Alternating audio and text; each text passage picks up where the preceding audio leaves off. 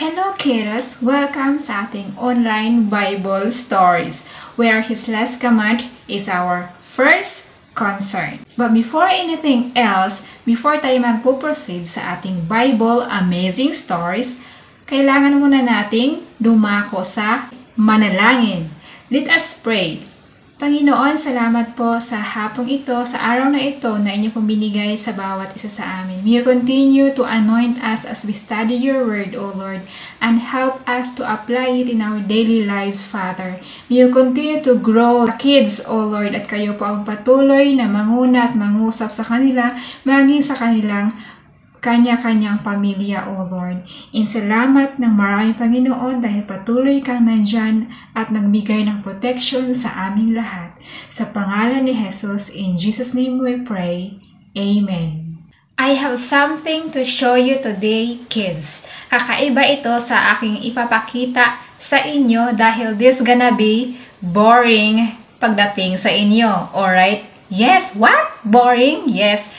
Boring sa inyo. I think sa paningin ko, boring talaga sa inyo. Pero I have to show it to you kids. Alright? So, ready?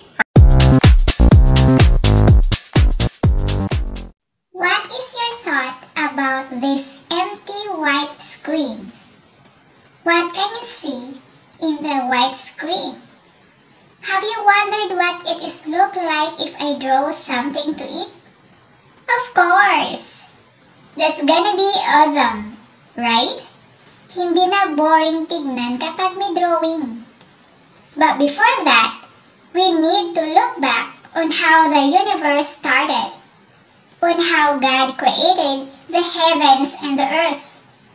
In the screen, we see that there is nothing in there.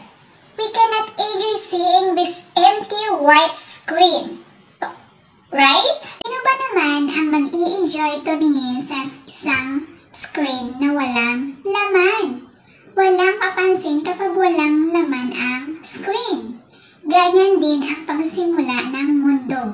Walang laman. Madilim dahil walang liwanag.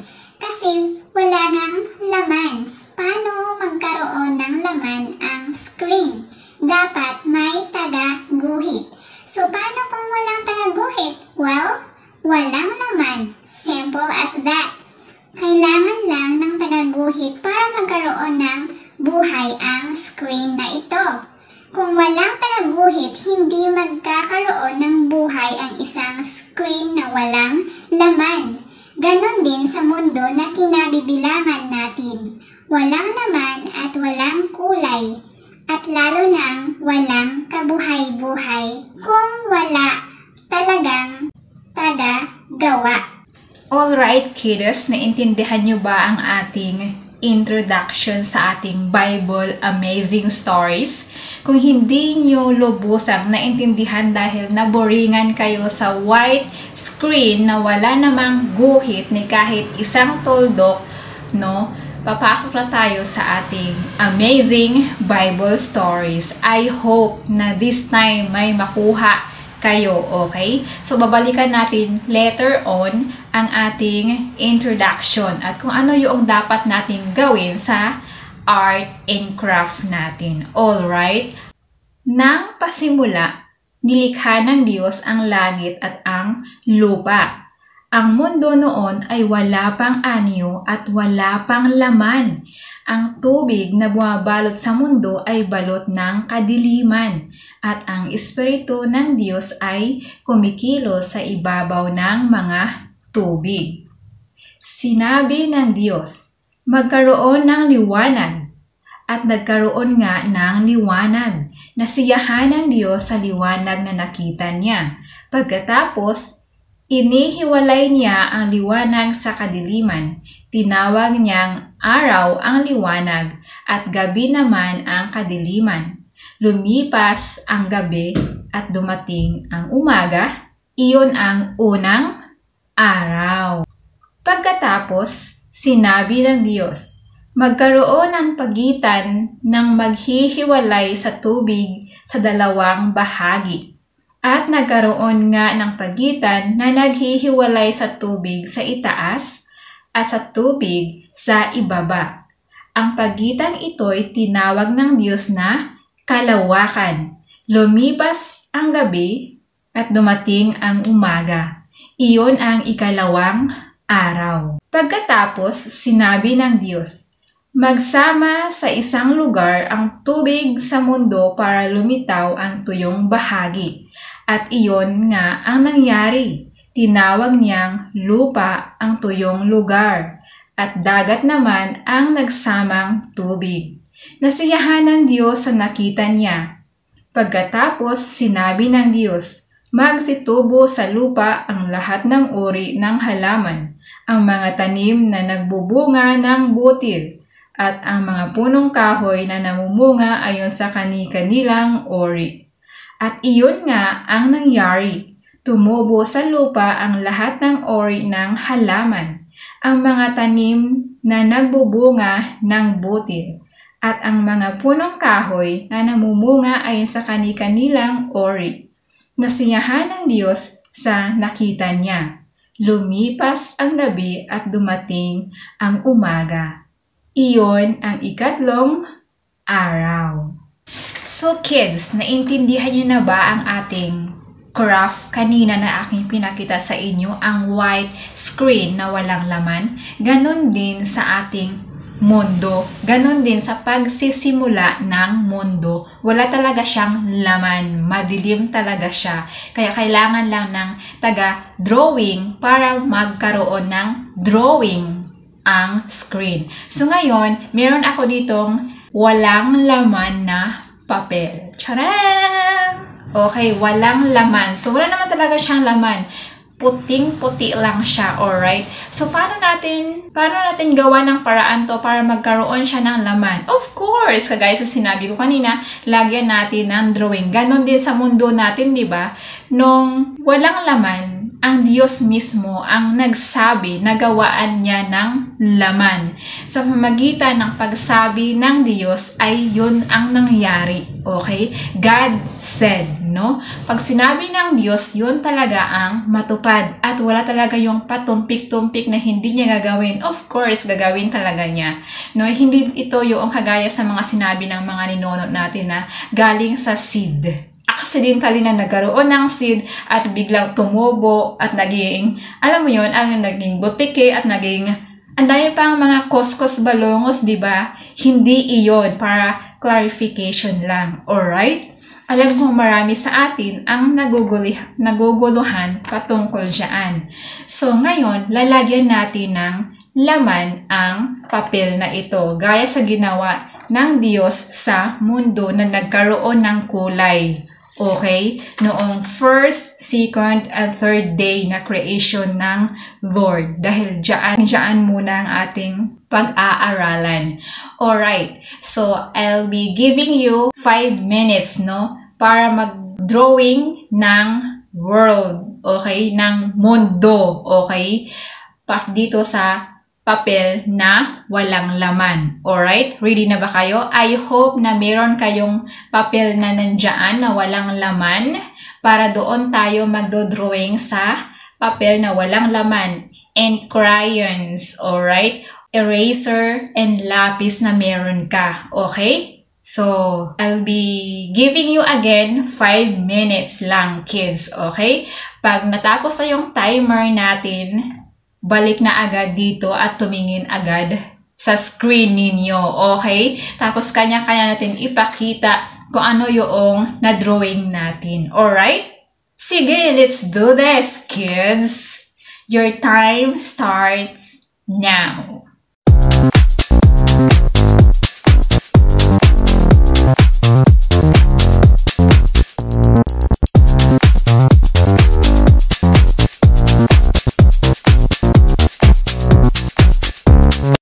Okay, looking back to our Bible story kanina, we see that God is doing amazing things para lang magkahugis at magkakulay ang mundo.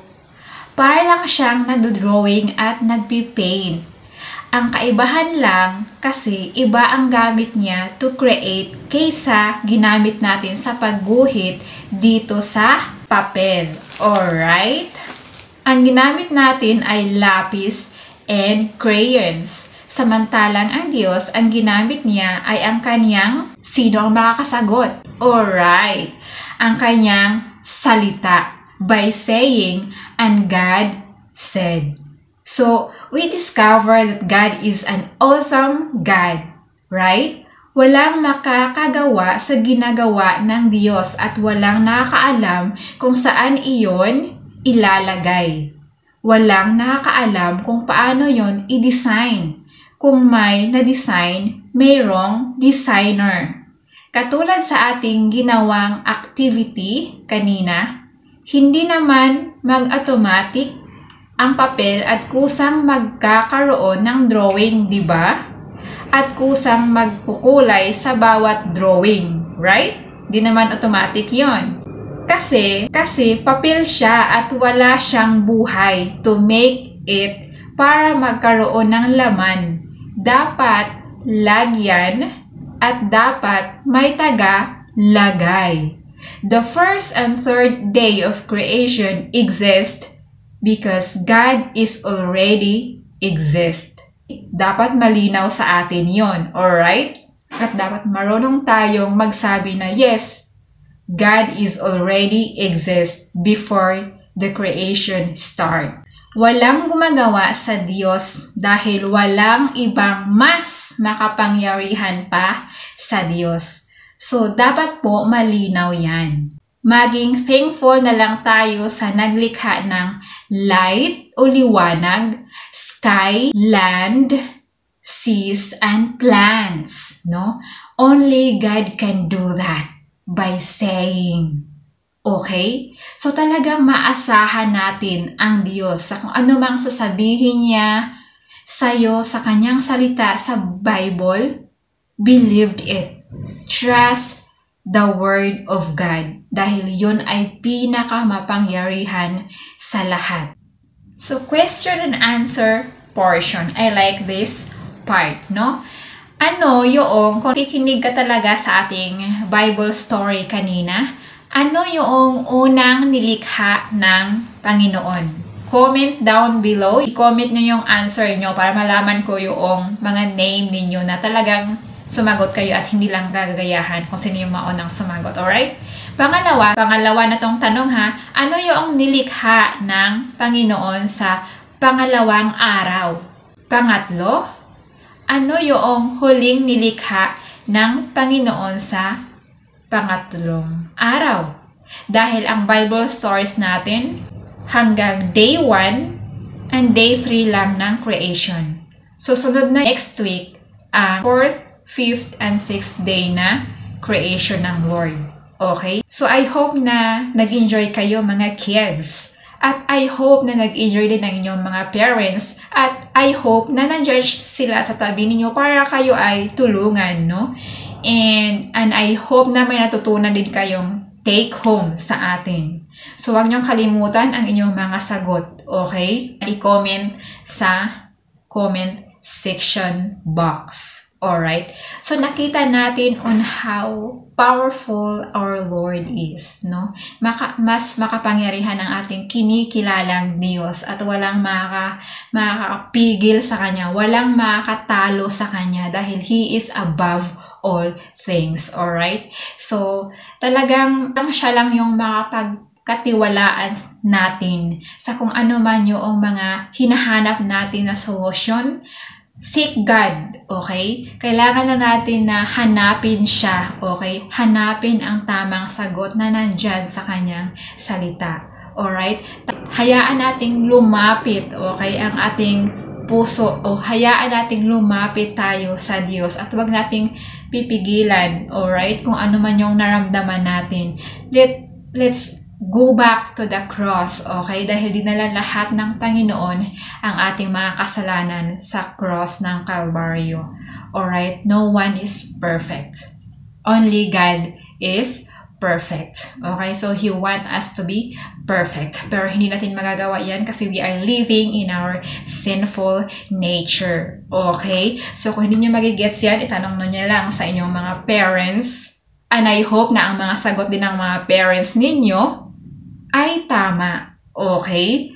Siyempre, saan naman gagaya ang bata kundi sa kanyang mga magulang. Kaya dapat maging magandang ehemplo din tayo sa mga nakakabata. Alright?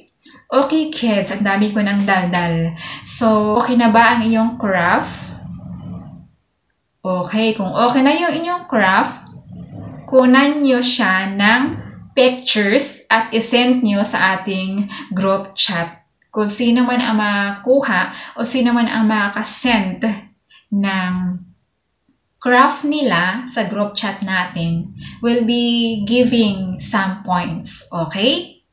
Alright, salamat sa pakikinig at dadako na tayo sa ating panalangin. Let us pray. Panginoon, salamat po sa hapong ito na inyong huminigay sa bawat isa sa amin. Thank you, Father God, for you are always there, O Lord. Thank you, Panginoon, sa inyong pagpatuloy na paalala sa amin na walang imposible sa inyo, O Lord. Lahat ng gusto nyong gawin, Panginoon, ng ayon sa iyong banal na kalooban ay magagawa ninyo. You are more than enough, O Lord. And help us, Father God, na matutunan namin at nang mapatuloy namin ang pagsasaliksik sa inyo, O Lord. Thank you for these kiddos, O Lord, at sa mga parents nila, Panginoon. Kayo din po ang gumamit sa mga bata ito upang maging ehemplo, O Lord, sa kanilang mga magulang, sa buong pamilya nila. Thank you, Jesus, for your goodness and faithfulness sa bawat isa sa amin. Binabalik po namin sa inyo ang aming paborit pasasalamat sa pangalan ni Jesus. Amen and amen. Okay kids, see you next week sa ating amazing Bible stories. Huwag niyo kalimutan ang inyong mga assignments. Alright? Bye!